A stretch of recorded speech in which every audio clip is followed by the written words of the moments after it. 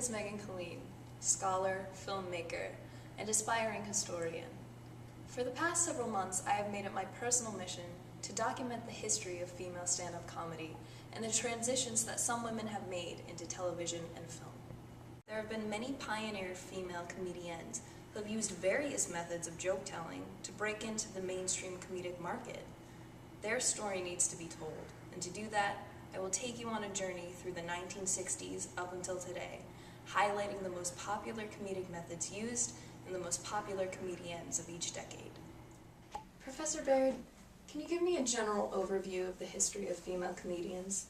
Sure. Women have chosen to express themselves through comedy in stand-up as well as on television and in movies. After the 90s, comedic femme fatales like Tina Fey took over the comedic scene, writing for sketch shows, writing screenplays, and playing lead roles in successful comedies. But throughout the 60s and through the 90s, stand-up comedians prevailed. While comedians have collectively used dozens of comedic techniques, there are two prominent ones that are considered staples of female humor: self-deprecation and topical humor, usually told from, wouldn't you know it, a woman's point of view. So, I decided to define those terms. Self-deprecating humor is a joke told at the comedian's expense. The comic highlights physical flaws or shortcomings of his or her personality to make the audience members feel superior to him or her, and thus make them laugh. Through this kind of humor, some women have been able to offer social critique. By making fun of themselves, women shed light on the sexist society that expects them to fulfill the role of the passive, submissive female.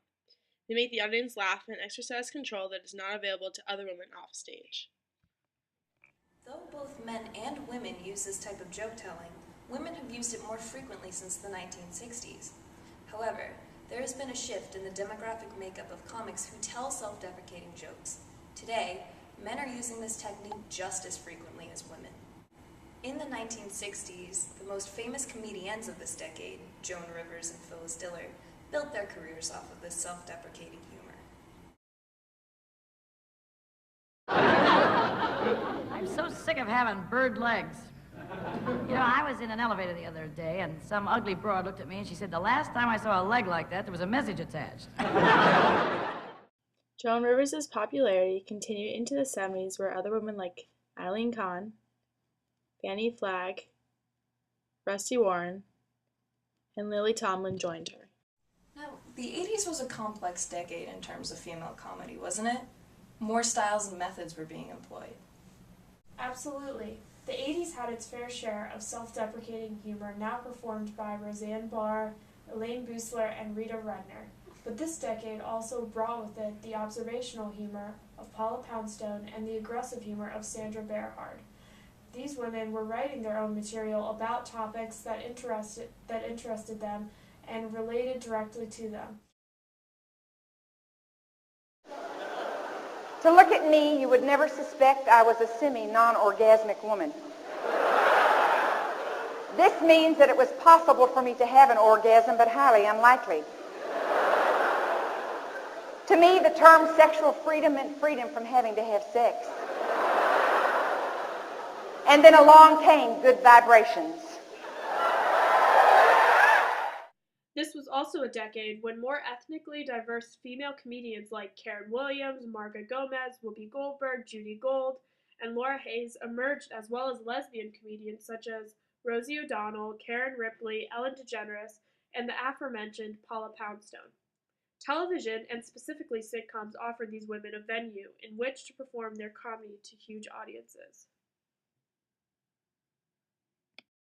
Like a lot of people, okay, they'll come up to me all the time and they really do say this to me, and it really hurts my feelings and everything, but they really do say, they come up to me, they go, God, Roseanne, you're not very feminine. They say that. Can you believe that they would say that to me? Can you even believe that? You're not very feminine. So I say, well, suck my dick. The 90s ushered in even more topical humor.